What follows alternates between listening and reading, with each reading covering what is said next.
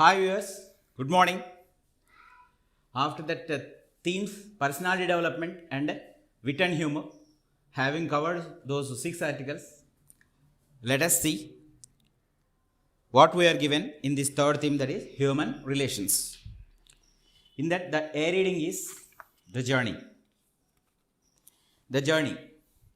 After spending a leisurely Sunday at home, the very thought of returning to work on Monday is tiring. Of course, after spending leisurely at home a Sunday, going back to work or coming back to school is very tiring. Lethargy creeps in if the holiday continues or an extended period.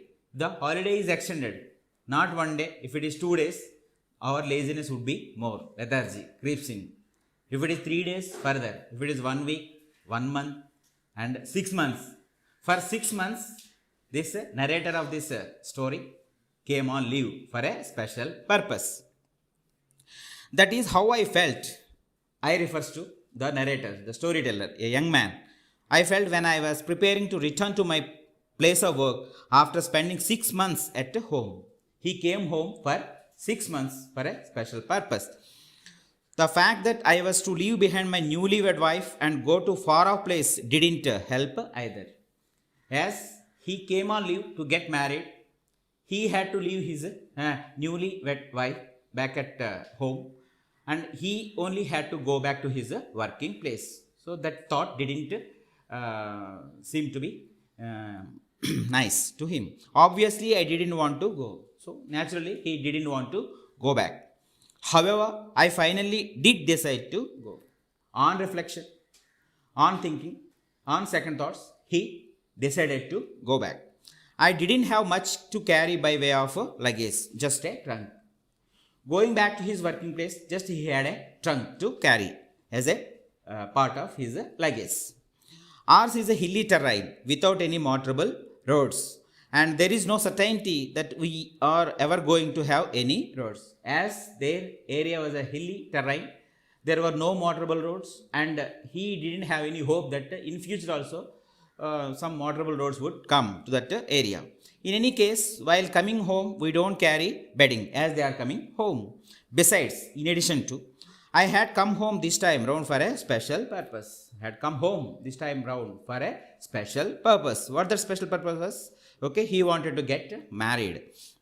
My parents had arranged my marriage according to the customs of our tribal society. According to the customs of his tribal society, his marriage had been arranged. Time flew, and 5 months into my marriage, I realized it. 5 months into his marriage, he realized that he was only left with only 1 month. So initially, I thought of extending my leave, even taking unpaid leave.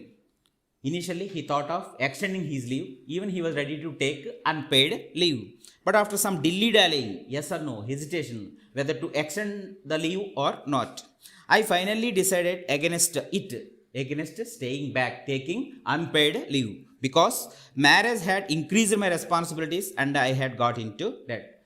Marriage increased his responsibilities, and he had got into debt also, DEBT, Apulu. So he decided to go back. On my way home from the bus stop, when he was coming 6 months earlier, my trunk had been carried by a porter. As he got off the bus at a bus station, he had a porter to carry the luggage. Now, this time while going back, as he was there in his village, so there was no porter to carry, and moreover, there were no friends or any other fellows to help him out, because it was season. They were in the fields working. The problem now was we couldn't find anyone who could help me carry the trunk to the bus stop. The problem this time was he didn't have anyone to carry his trunk to the bus stop. At another time of the year, we would have easily found someone to help me. But now, most of the villagers were busy in the fields. Of course, he had a few friends. Certainly, he would come forward to help him out. But as those friends and people in that village, they were busy in fields, he had none to carry his luggage. Nobody had time to spare for me. In fact, carrying the trunk shouldn't have been such a worry for me, except that my education had made me shun physical labor. Of course, it was weighing hardly 20 kg. Carrying 20 kg trunk should not have been a worry for him. But his education made him shun physical labor. After all, I was a government officer. This could be the correct reason. After all, okay, I was a government officer.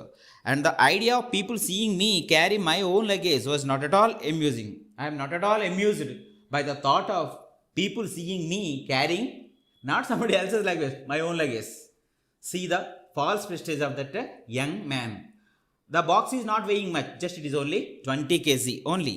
Otherwise, for a young man like me, it should not have been an issue to carry 20 kilo chest on my back. Otherwise, carrying 20 kilo box, that too having my own personal luggage only, should not have been an issue. Issue means carrying here. Finally, my father came up with a solution. Don't worry, I myself will see you off at the round. So finally, it was his father, okay, who offered the solution, saying that he himself, father, would carry the trunk to the bus stop, Dhiraun. This story took place in Arunachal Pradesh. So Dhiraun, Tawang and Bomdila. His working place is Bomdila. The bus had to come from Tawang and he had to go. He was there at Dhiraun. I protested. Initially, he said no to his father. How could I allow my old father to carry my trunk? How could I allow my old father to carry my trunk? What would people think? Oh, that was the reason. What would people think? Not that out of his concern and courtesy and love and affection towards his father. Okay, so he was not having these thoughts that how could he allow his father to carry his trunk? The problem was, okay, what people would think. Okay, if his father was seen carrying son's luggage. Okay, what would they say? Oh, what they would say? But I failed to dissuade him. The son failed to dissuade him. Father persuaded him. Persuaded, dissuaded. It was decided that the father would carry the chest. Finally, it was decided that the father would carry the chest of a 20 kilo trunk. A large crowd gathered at our place that day. I was to leave. People had come to wish me luck. A large crowd gathered the day on which he was to leave the village. And they came, okay, to wish him all the best, happy journey, good luck. It was 10:20 when I left for Dhiraun. It was 10:20 am when he left for Dhiraun. Bus stop. My father had already left. As he had to carry that 20 kg chest, he had already left before the sun. As I had to do a bit of catching up, I walked fast. As father had already left a few minutes earlier, it was the son who had to catch up with the father. So the son started walking fast. 3 kilometers down the road, I caught up with my father. After walking up and down the hill road, 3 kilometers, he caught up with his father. Father said, "You're late. Would you like to rest for some time?" It is father, okay, who asked him whether he wanted to take some rest. Having walked fast, I was tired. Moreover, I had to cross 2 hills on the way up to the spot. I quickly sat down on a rock. My father laughed at my plight. His father laughed at his plight. P-L-I-G-H-T. Plight means his condition. Having walked 3 kilometers through that hilly terrain, the son seemed to have been so tired.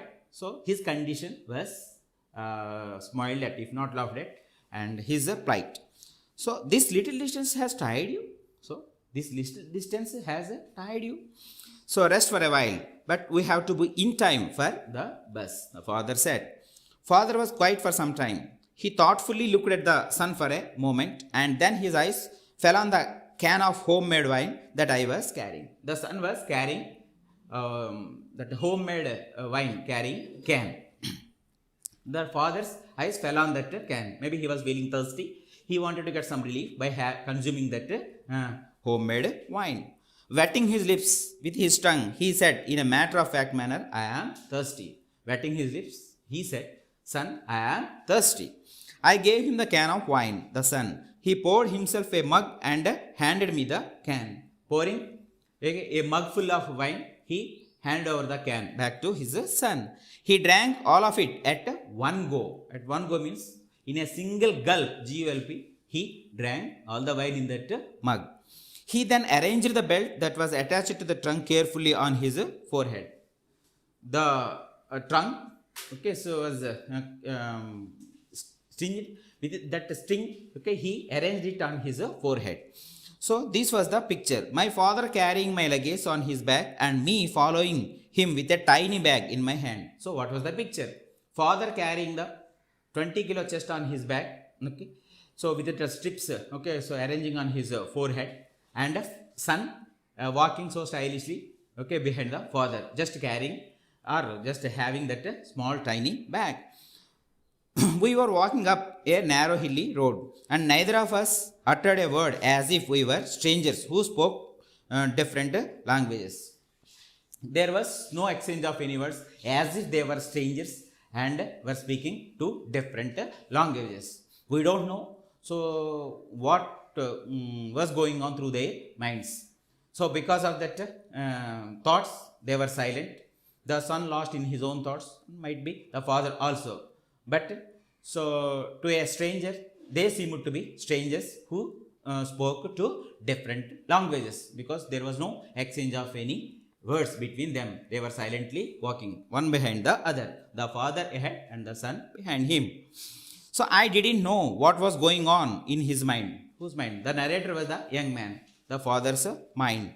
From time to time, it crossed my mind that it was improper for me to let father carry the luggage. Now and then he felt that it was not proper on his part to let the father carry the luggage. I wanted to tell him that I would like to carry the trunk myself, but my guilt and shame didn't allow me to do so.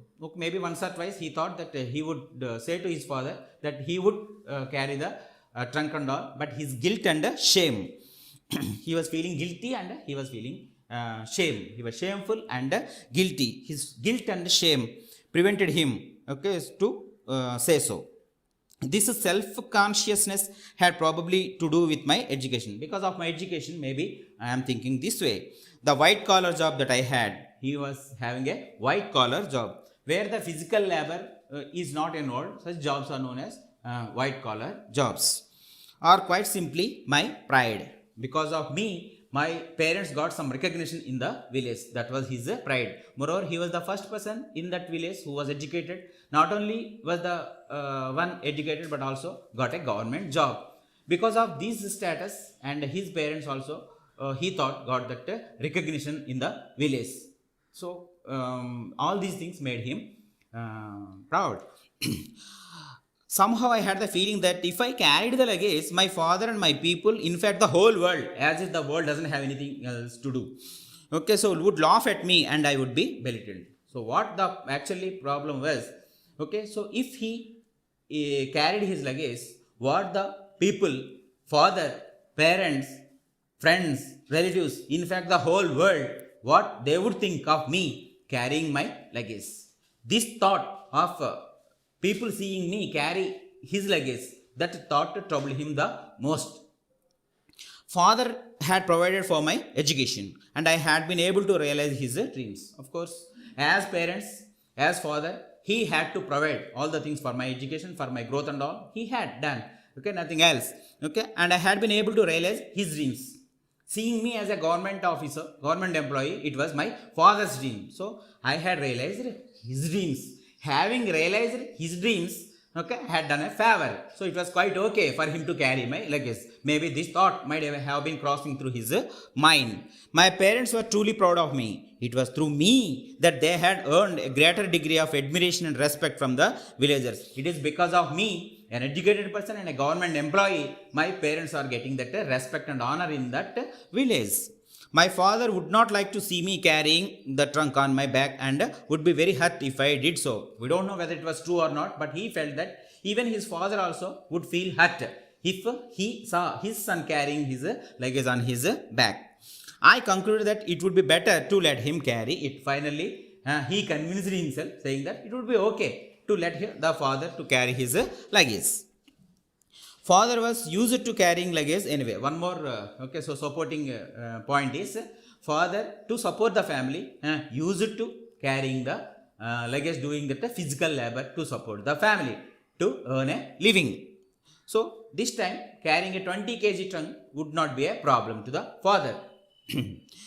He was stronger and more skilled than I in these matters. In these matters, father was more skilled and stronger in carrying these trunks and carrying weights and all. I had never got used to physical labor, having stayed in hostels right from my childhood. Since childhood, as I had stayed in hostels and all, okay, I didn't have any chance to do some physical labor. So, in spite of my youth and strength, though I am young and strong, I was physically useless. So, I continued walking silently with the father. We rested at two places on the way and had our tiffin, but we hardly talked.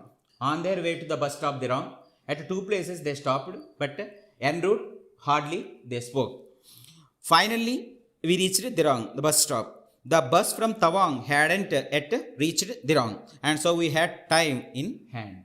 The bus that was to come from Tawang had not reached Dirong, so they had some time on their hands. We entered a tea shop and sat facing each other. Father appeared tired.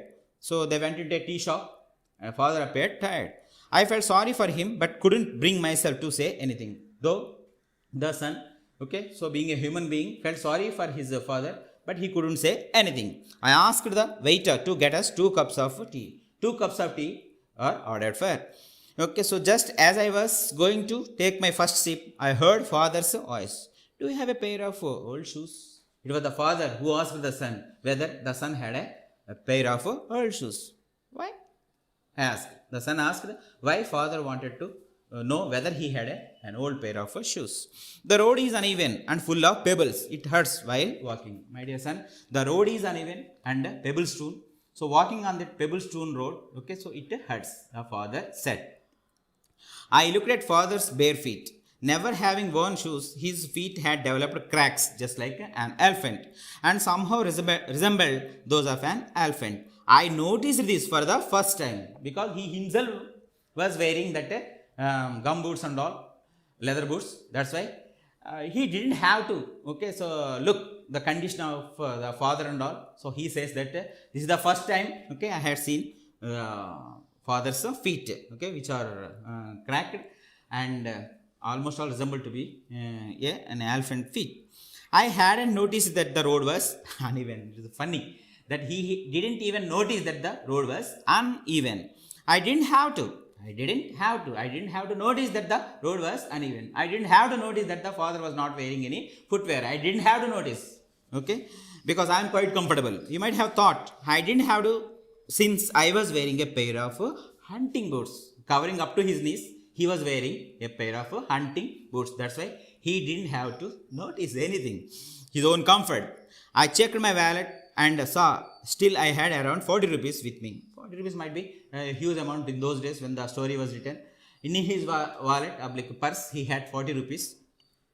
A pair of canvas shoes would cost around 12 rupees and the remaining amount would be enough for me to get back to Bomdila, his working place. If I give father 12 rupees, so that he could buy a pair of canvas shoes and remaining 28 rupees, the remaining amount would be enough for him to go to his working place, Bomdela, he thought. My father protested. Maybe father understood. So father protested, said no. Give me an old pair. You don't have to spend money on new shoes. I couldn't convince him to buy a new pair. Father could not convince son not to give him money and all. But he was ready to give the money. I couldn't convince him to buy a new pair. Of course, the son also couldn't convince father to buy a new pair.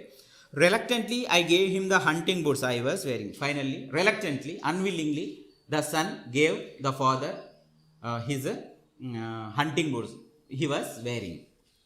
I then took out my pair of leather shoes, new ones, from the trunk and noticed my father's face lighting up with contentment. The pair of that hunting boots he was wearing, the pair was removed and given to father. Father was a bit unhappy because now the son was bare feet. But the son, opening his trunk, took out a brand new pair of leather shoes. Seeing that new pair of leather shoes, father's eyes sparkled. Okay, so having that contentment in his eyes. Suddenly, he looked at me and said, "Take care, write to us." Okay. Father wanted to say something, but the bus started moving. Okay, we don't know Okay, father started wanted to say something, but the bus started moving. So I saw my father gradually receding into the distance. Receding means going back, because he was stationary, father standing there, and the son sitting in that luxury bus. Okay, the bus started moving, so the father receding into the distance. I saw that the road we had come by looked like a giant motionless rope. Now this time, when he looked through the window at the road on which they had come by, and that same road now, it was looking like a giant motionless rope on which his father had to walk back to his home. Father would use the same road to go back home. Here, please understand this sentence. It is not the physical road we are talking about, the author is talking about. Father would use the same road to go back home. His lifestyle would be same. How he had been living all these years till now, the same way he has to live now also. So in that way, there is no change in his lifestyle. Father would use the same road to go back home. Simultaneously, our journey started in two opposite directions. Simultaneously, our journeys started in two opposite directions. One, that on that uneven pebble-strewn road by that father, and one more, that is by this son sitting in that luxury bus, comfortably in a luxurious seat, enjoying the journey. Maybe the bus was air conditioned too. But please understand here, the opposite directions does mean that the comfortable lifestyle by this son, and the same old lifestyle by that father. That is the meaning of, okay, so opposite directions. With me seated in the luxurious seat of a bus, and father walking back with weary legs on the pebble strewn road. This is a wonderful lesson covering, okay, human relations. Thank you so much. Take care. Bye.